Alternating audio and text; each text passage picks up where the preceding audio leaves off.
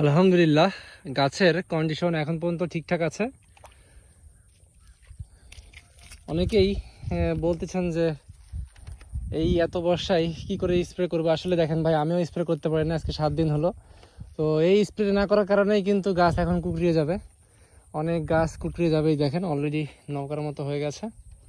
কিচ্ছু করার নাই, সারাদিন এই পরিমাণ বৃষ্টি, এই পরিমাণ বৃষ্টিতে কি করে আপনি গাছকে ভালো রাখবেন ভাই? সম্ভব না। তারপরেও এখন যতটুকু সময় পাওয়া যায় স্প্রে করতে হবে, তাহলে গাছ ভালো থাকবে। আর গাছ ভালো থাকলেই কিন্তু আপনিও ভালো থাকবেন, এটি হচ্ছে সবচেয়ে বড় কথা। তো ওই যে দেখেন, এগুলো হচ্ছে অস্থির ওয়ান জাত, ভালো, খুবই সুন্দর। এটা নিয়ে কোনো ক্লেম বা কমপ্লেন আসলে করা যাবে না।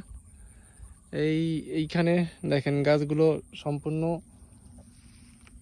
এইখানে কিন্তু রয়েছে যেগুলা 1000 গাছ রয়েছে এখান থেকে। অস্থির ওয়ান গাছগুলো কিন্তু মাসাল্লাহ ভালো, রোগ ব্যাধিও কম। সাকাতা কিংহট এই পাশে রয়েছে। তো সাকাতা কিংহটের গাছের অবস্থা খারাপ হয়ে গেছে, এগুলোতে সার দেওয়া লাগবে। গাছে প্রচুর পরিমাণে মরিচ রয়েছে। এই যে দেখেন সাকাতা কিংহট পেকে যাচ্ছে, এই যে ভিতরে পাকা কত, মানে মরিচ হারবে।